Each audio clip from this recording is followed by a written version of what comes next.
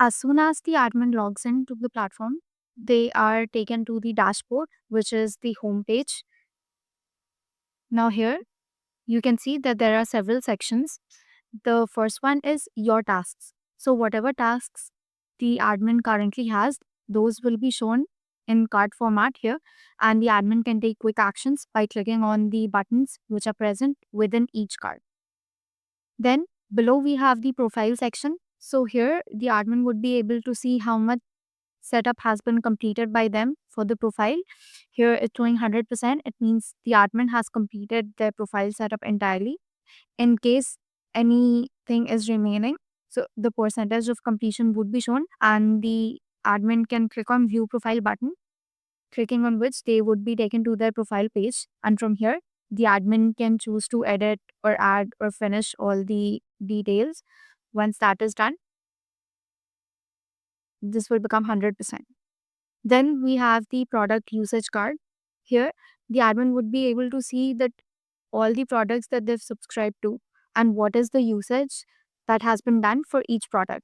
So currently calendar is selected, so you can see that the usage limit of calendar is showing. Similarly for invoicing and then for prep work, these can be viewed. Then we have the action log.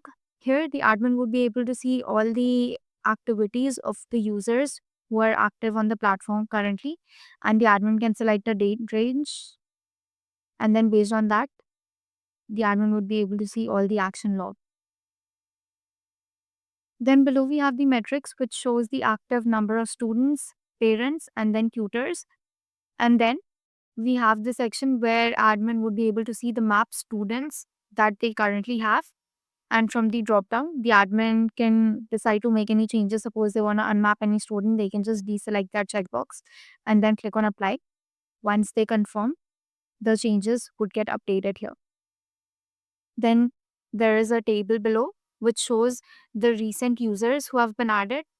In case the admin wants to add a new user, they can also do that directly from here by clicking on the new user button. Once they do that, this model gets triggered, and in this model, the admin can fill all the details for inviting the new user, and then they'll click on add and the user would be invited. Then below we have a chart which shows the user growth trend for the admin. You can see that on the x-axis, the duration is shown, the time period, and then on the y-axis, the number of user is being listed. And when the admin hovers over the bar, they'll be able to see that how many users have been added respectively, student, parents, and tutors. And then on the right side, we have the referral management card. So here, the admin would be able to see all the referrals which are currently added to the platform. And in case the admin wants to add a new referral, they can just click on the create new button. This model will open up. Here the admin can enter all the details for the referral. Once they click on save, the code will get saved and added into the platform. So this was all about the dashboard. Then from the sidebar, you can see that there are other sections as well. So the second section is the feed. In this, the admin can post anything that they would want to notify or inform the users of the platform.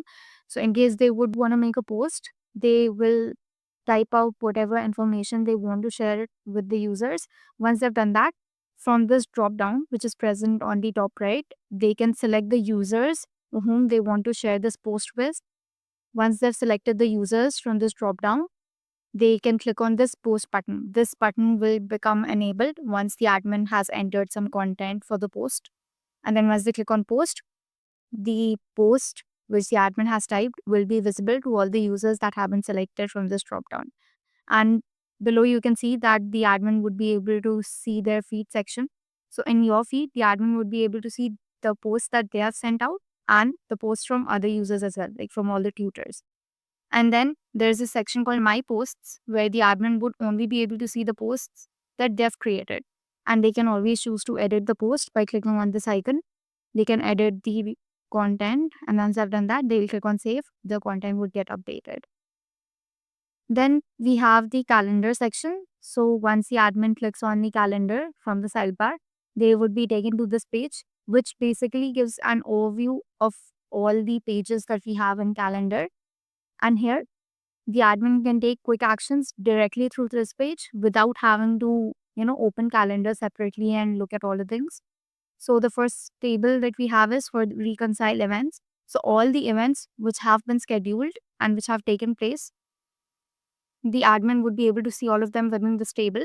And then if the admin wants to reconcile these events, they can do that directly from here. They can click on this. They would be taken to the details page of the session. And from here, they can update the status of the session. If the admin wants to create a new event, they can also do that by clicking on the new event button. And once they do that, this model will open up, the event details model. Here, the admin can fill out all the details and create the event directly from this dashboard page. Then next to it, we have the requests card, which contains all the requests that the admin has received. So they can directly view the requests here instead of having to go to calendar and then open the request page. They can view the request from here and they can take actions either to accept or decline the request that they've received. Then below we have the card for upcoming events. So all the events which the admin is a part of would be listed here, and the admin would be able to view the date and time and who all are the attendees of the events from this. Then we have the card which shows the integration status. So if the integration hasn't been connected, the admin can do that by clicking on the connect now button. Once they do that, they would be taken to this page in settings where the admin can take the action to do the integration. Then next to it, we have the availability card. So here, the admin would be able to see their own availability as well as the availability of other users. They can just select a user from the drop down. Once they do that, they would be able to see their availability. So here you can see that the availability of the admin has been set. And once they hover over any day, they would be able to see the time slot for their availability. In case they would want to edit this, they can click on the edit availability button and they would be taken to the availability page on the calendar, and from here they can make the changes. Then moving on to the below section, we have a table which shows the top services which have been used on the platform. So the admin would be able to see the list of all the services and how many times have they been used, and how many hours this particular service has been scheduled for, completed, revenue percentage. All of those details would be shown in this table. The admin can also filter out the content based on the date range. They can select any date range and filter out the content of the table. And in case the admin wants to add a new service, they can directly do that from this table only by clicking on the add button. This model will get triggered. Here, the admin can add a new service, add topics, and then click on save. Then the new service would be added here. Moving on to the next section, we have the revenue from sessions. So here, the admin would be able to see the revenue that has been generated from the completed sessions, what was the projected revenue, and how much revenue was leaked. The admin can also choose a particular date range or a time period for which they want to view the revenue, and then they can view the details here in this card. Then we have the session attendance card. Here, the admin would be able to see the number of events that have been scheduled, then the number of sessions that have been completed, cancelled, and are no show. The admin can also filter out based on the date range, and then they can view the session attendance from here. So this was all about calendar. And in case the admin wants to navigate to calendar, they can just click on the visit calendar button. Once they do that, they would be taken to the homepage of calendar. Then moving on to the invoicing section from the sidebar, there are again several metrics here.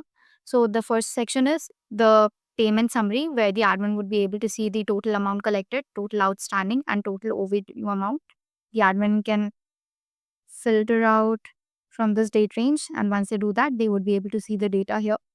And on the right side, you can see that the total amount generated via the platform is being shown, and the total paid invoices, the number of total paid invoices would be shown here. Below, we have a table which contains the payment summary. So the admin would be able to see all the latest invoices that have been generated. It will appear within this table, and clicking on view all, the admin would be taken to the all invoices page under invoicing, and the admin would be able to see all the invoices which have been generated so far from here. Then next to the table, we have a card which shows all the pending invoices. So the admin would be able to see the invoice ID and the amount which is overdue, and clicking on this particular invoice would take them to the invoice details page.